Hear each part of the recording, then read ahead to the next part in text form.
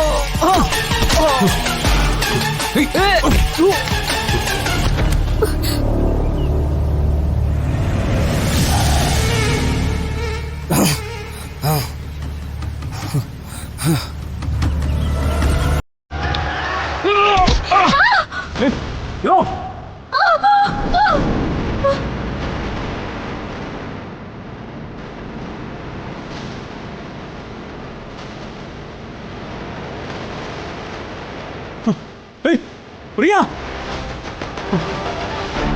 പ്രിയ,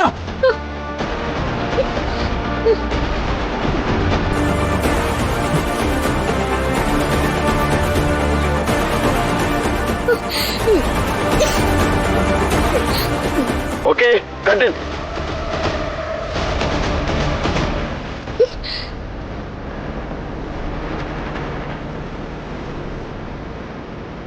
master, ഹീറോയിനെ കയറ്റിക്കോളൂ.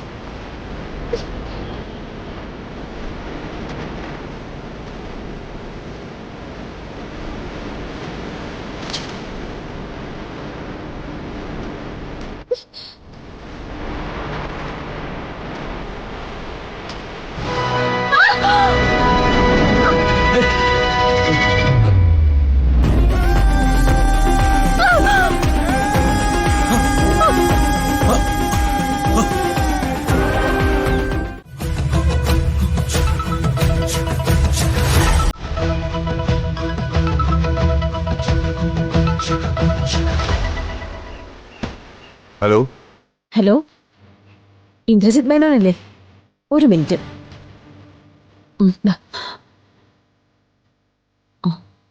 Hello, ഞാൻ സിംഗർ ശ്യാമയാണ്. മാഡം, വിവരം അറിഞ്ഞിട്ട് വിളിച്ചാണോ? എന്ത് പറ്റി? അത് മാഡം, ഇവിടെ ലൊക്കേഷനിൽ ഒരു അപകടം സംഭവിച്ചു. എന്ത്? ഷൂട്ടിംഗ് നടക്കുകയായിരുന്നു മാഡം. പുതിയ ഒരു ഹീറോയിനാണ് രാധിക. വെള്ളച്ചാട്ടത്തിന് തൊട്ടടുത്ത് ഷൂട്ടിംഗ് നടന്നുകൊണ്ടിരിക്കെ പെട്ടെന്ന് വടം പൊട്ടി ആ കുട്ടി താഴേക്ക് വീണു. നിങ്ങൾ എന്തായി പറയുന്നേ? അതെ മാഡം.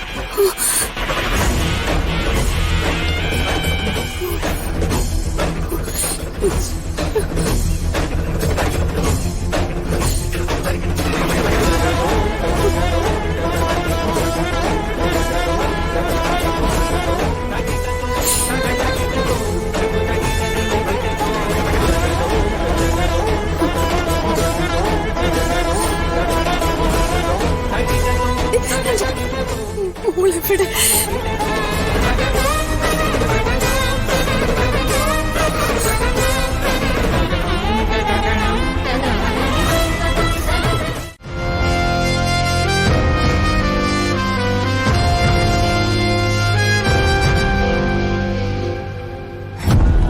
പ്രിയങ്ക, ഗൗതം, നമുക്ക് എത്രയും പെട്ടെന്ന് ഇവിടുന്ന് പോയാലോ? ഇപ്പൊ പോയാ അവര് നമ്മളെ സംശയിക്കില്ലേ? ഇത്രയും വലിയൊരു ദുരന്തം നടന്നിട്ട് നമ്മൾ ഇവിടുന്ന് പോകുന്നത് ശരിയല്ലല്ലോ. ആ പണം മേടിച്ചവരെ നമ്മളെ ചതിച്ചല്ലോ. അവരെന്തിനാ ഓടിപ്പോയത്? അത് തെളിവല്ലേ? ഓടിപ്പോയത് നന്നായി, അല്ലെങ്കിൽ എല്ലാരും കൂടി ഇടിച്ച് ചതച്ച് അവന്മാരെ കൊണ്ട് പറയിപ്പിച്ചേനെ. പ്രശ്നമാവൂ ഗൗതം? അവരൊരിക്കലും നമ്മുടെ പേര് പറയില്ല. കണിമംഗലത്ത് അറിയിച്ചോ? ഇല്ല, ചാനലിലൊക്കെ ഫ്ലാഷ് ന്യൂസ് വരുന്നുണ്ട്. വരുണ കണക്ക് കൂട്ടലിൽ തെറ്റിച്ചത്. വെറുതെ എടുത്ത് ചാടിയിട്ട്